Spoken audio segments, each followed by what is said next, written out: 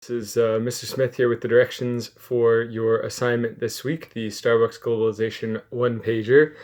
So this is part 2 of an assignment that you started last week. So last week you should have done the assessment capture sheet on globalization and the global supply chain with Starbucks, and this week you're going to demonstrate your learning from last week by making a one-pager. So a one-pager is a simple idea. It's just a one-page document, so it can be one slide on a Google Slides, or it can be an actual physical paper that is one page that includes a bunch of different information that you know about a subject. And the idea is that if you handed it to somebody who didn't know anything about it or hadn't read anything about it, like say you handed it to one of your parents, they'd be able to very quickly understand the topic, understand what you learned just by looking at this one page. So there are two ways you can do the one-pager this week. Both of them are using the link that is at the bottom of this assignment that says, open Starbucks Globalization one-pager template in a new slide or in a new tab. You'll click on that. It'll open a blank Google Slides document with a blank slide. You can either make your one-pager on that one blank slide digitally and do it all electronically and just submit that. Or if you want to do a hard copy, so if you want to take a piece of printer paper from home and draw and write and color all of your stuff for your one-pager, then you need to take a picture of it and insert the picture onto that Google Slides template and submit it to me like that.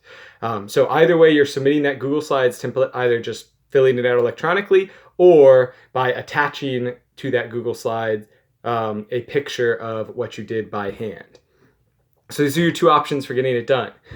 What you're going to need on your one-pager, all of this are in the directions that are below this video. They're also linked to a separate document that's below this video as well. But you need a title.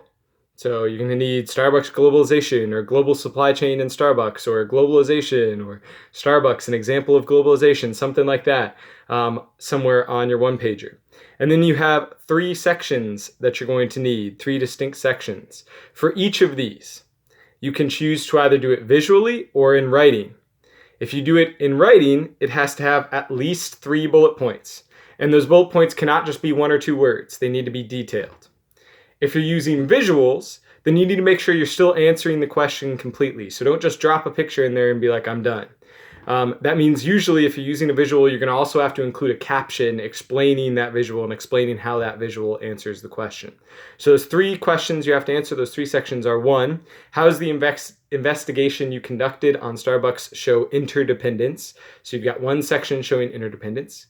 How does the investigation you conduct on Starbucks show specialization? So you've got interdependence, specialization, and what is Starbucks committed to? So those are those 3 things that you need: specialization, interdependence, what is Starbucks committed to? And again, for each of those, you can have a visual, but you need to make sure that you've got a caption to go with that visual to make sure that you showed that you answered the question completely. Or you can have 3 bullet points with details. I would recommend the best way to do this is to mix and match. Don't do 3 in writing, don't do 3 visuals. Do, 2 in 1. Mix it up, because if you do just writing, your one-pager is not going to look very interesting. If you do just visuals, it's going to be hard to make sure that you answered all the questions in enough detail to get full credit. Also, on your one-pager, you're going to need at least 2 graphics that illustrate something about the topic. So that can be as simple as just having a Starbucks logo or some graphic that illustrates globalization. So even if you do all 3 of your questions in writing rather than in pictures, you're still going to need graphics on there. It needs some sort of border, so don't just leave the blank border. You got to put something in there to help sort of close it off, make it look nicer. No white spaces on there, so you're going to need to use a lot of color, whether you're doing it digitally or on paper. And make sure you reread it to make sure that it's free from grammar, spelling, and punctuation errors. Also on the directions there, it says your name in the bottom right-hand corner. I would prefer to have your name on it because then I can use it as examples in the future and make sure that you actually get credit for it. But obviously, when you're turning it electronically, it's not as important to have your name on it as usual. Also below this video in the assignment directions, there are some examples of one-pagers. They're one-pagers for other topics, and most of them had slightly different directions too. So don't try to copy them exactly. They're just to give you an idea of like what does a one-pager look like, what is a one-pager. All right, and this assignment is due on Friday at 11:59 p.m.